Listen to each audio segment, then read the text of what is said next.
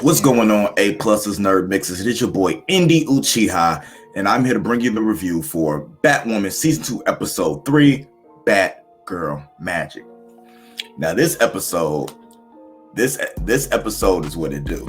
This episode is definitely what it do, because it brought one of my favorite villains, you know what I'm saying, from Batman S era, from that Rose Gallery, and brings him into the Batwoman thing. We'd already seen him in, I do believe, was he in Birds of Prey? I do believe he was in Birds of Prey.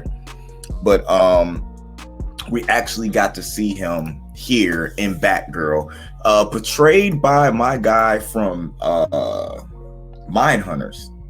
And I do believe he was in an episode of Gotham too, to be totally honest with you.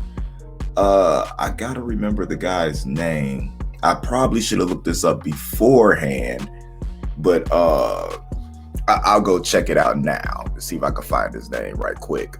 But this was actually a really good episode. It was well done. We got introduced to Safiyah, and we got Safiyah, we got Szasz. We even got a Jack Napier reference in the final moments of what was going on. So that was very interesting to me. Szasz was portrayed by Alex Morph. He was also in season 5, the final season of Gotham. He was like a gang leader named Sykes, but I know him from Mindhunters. So, and I think it was somebody else that played Victor Szasz when it came to the Arrowverse. But we'll see what's going on. I'm gonna look into that and see what's going on with that. But this episode started off cool because it was more of Ryan getting into becoming her own Batwoman, as you see in that corner right there. Change the hair, change the style of suit to become more of her own after having an encounter with Victor Szasz. Victor Szasz just didn't take her as being Batwoman. It seemed more like she was just dressing up, trying to be somebody else, and like she wasn't really Batwoman. Victor Szasz is probably my favorite villain I've seen in the past 2 years of DC CW Arrowverse thing. He was just charismatic. He was there to do a mission. He understood what he was and what he did, and just seeing him after he killed the husband and the mistress, when the wife hired him to do it, and you seeing him take off his clothes to put that scar, and he's got to mark off 2 bodies, and he looks down and he doesn't have enough room, so he just scars the top of his head. Man, that was chilling and amazing at the same time. We find out that Mary is a billionaire because she sold her stocks off and her portion of her mother's company off, and now she is a billionaire with a B. So she's the one funding the money, I'm guessing, for a lot of stuff that they're going to be doing, because you do need to have money in order to fight crime the way that the Bat family does. Because as they showed Ryan wasting batarangs trying to take out a drug dealer, she threw like 3-4 batarangs, and then you get Luke like, hey, those things just don't grow on trees. That was very interesting to me. But the best part of this episode was definitely the introduction of Safiyah. Safiyah was dope. You got the background with her and Alice, where after Alice escaped Mouse's dad, that she was found in a boat or something like that, and she was taken to this island, which I thought was Themyscira the first time I saw it. It looked like Themyscira, but it's very much led the same way, except there are men and women there. Safiyah is the queen, and they have that rose, that flower that's there, and that flower is their thing because it basically can cure all illnesses, and that's the way that Alice was able to get Safiyah to come after her, because like that's their main thing, that's their source of power. So her giving the cure to Mary in order for Mary to have it, you know what I'm saying, processed into a cure. And everybody that was cured from the bat bites, like there's this one lady who was in stage 3 cancer. Her cancer is gone. So it's like sort of this miracle cure, and basically they're gonna come to Mary and try to figure out what she got that, and they're gonna try to figure out where it's from so they can synthesize more, because you know nothing's bigger than the pharmaceutical market when it comes to making money. We understand how much drugs cost, how much antibiotic, you know, different stuff, medication and stuff that we need in order to cure certain illnesses and stuff like that, and this is a big money thing. So she brings Alice there. She's upset with Alice. Basically Alice blames her for, you know what I'm saying, making Kate's plane come down. So Alice is going there to kill Safiyah.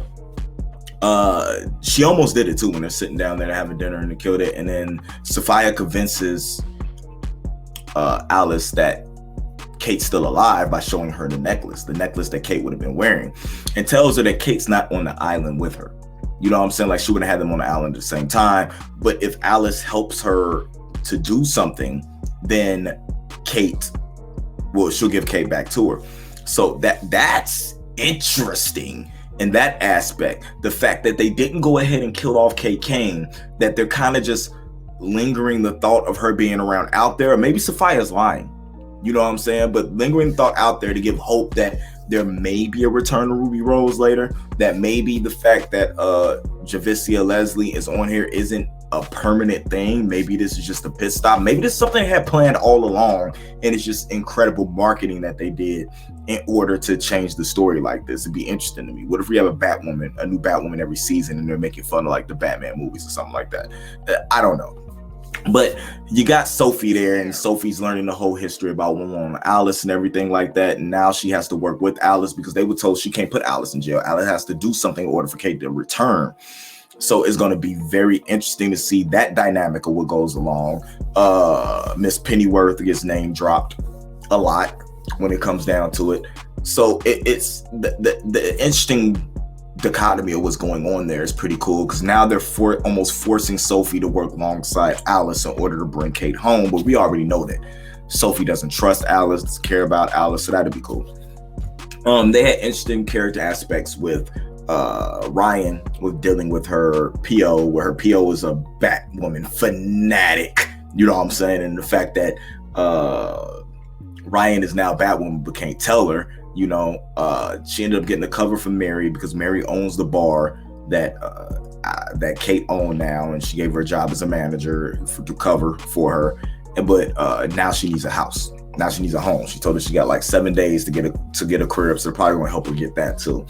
And then the whole thing about but Mary believing that Kate is dead and not wanting to do that whole thing. You know what I'm saying? Watching what went on with the whole Alice thing, just, you know, it is what it is with Mary. But Luke holding on to that, believing he's alive, but actually letting in and letting go and letting Ryan do what Ryan needs to do. Even made her a new Batarang, you know what I'm saying? Ordered a couple more, just giving her that, you know what I'm saying, giving a little bit more of that leash in order for her to be able to who she needs to be as Batwoman. The end confrontation with Szasz was interesting because Szasz had her dead to rights. Szasz name dropped how he used to fight Batman and he's still living. What are you supposed to do? And actually overtook Batwoman, and then she ends up actually, because it was funny early in the episode she couldn't open the friggin' bow staff, but this time she ends up opening it, and opens so hard that it hits Szasz in the head and knocks him out. The thing I didn't like about that is that she didn't handcuff him, tie him up, or nothing. Mary's right there because Szasz is contracted to not only kill Mary because she gave the cure away, but to take out everybody that was giving the cure. When they put 2 and 2 together, he's basically licensed to kill every single person that was cured from the bat bite, so that there is no trace, you know what I'm saying, of them having any healing effects and stuff like that from the miracle flower. So my thing is, he knows where Mary works in the little hospital she has set up in the back alley. You don't tie him up enough, you just leave him there knocked out, and then you zip away. I'm not liking that. Commander Kane ended up getting Kate's phone. Can't get into it. Couldn't find Sophie because, of course, Sophie was Alice on an island. And then he ends up having some people get into the phone, and then he sees a painting done by Jack Napier and has Sophie written on it. And then, he asked Safiyah, not Sophie, has Safiyah written on it. And he asked Sophie, why would Kate have a painting by Jack, be looking into this painting by Jack Napier? We all know that Jack Napier is an alias, if not the real name, for the Joker. Boom. Like, my mind was blown when it's just these attachments and everything that they're doing or what's going on that I think is really, really super cool. And I can't wait to see what's going to happen when it comes to that. It just looks really amazing to me. That I love the pacing of which the season is going. I love the little gems and stuff, like the little hidden clues, the breadcrumbs, or whatever you guys want to call them, that they're dropping. And I'm so far 3 episodes in. I like this season. I like what they're doing with the characters. I like how they're giving Alice a purpose other than just murder for right now. I love the fact that they're tying her and Sophie together the same way they used to tie her and Kate together. Commander Kane not giving up on his daughter and actually wanting to find her, and he really hasn't done anything when it comes to Alice, nothing like that. He just seems like he's obsessed with finding Kate. And Luke and Mary's dynamic, giving them more time to build themselves and their relationship, even though they have opposite thought process, and working together to make sure that Ryan can be the best Batwoman she could be is very interesting to me. Bringing in Safiyah this early. Now, when I say this early, I know she was brought up last season, but bringing her this early in the season also throws a wrinkle into what's going on and keeps you from really trying to keep pace or keep track of what's going to happen. So it's cool to not be able to work stuff out so quick. You know what I'm saying? And just try to work through it. So I don't know. I enjoyed it. What did you guys think about it? Of course, you could put that right here in the comments below, because I love to talk to you guys in the comments. Don't forget to like and subscribe and follow us on Facebook, Instagram, and Twitter at A+ Opinions. And for those who didn't know, man, we do have a Patreon account, patreon.com/A+ Opinions. Go check that out. $1 tier gets you into the Discord, among other things. We got a lot of content for you guys. And I'll be right back next week with another review of Batwoman, all right? Don't forget to follow me at NerdMixAlpha everywhere. And until next time, guys, this has been my review of Season 2, Episode 3 of Batwoman, Batgirl Magic. I love that. Until next time, guys, keep it A+. This has been a Nerd Mix. Indy out.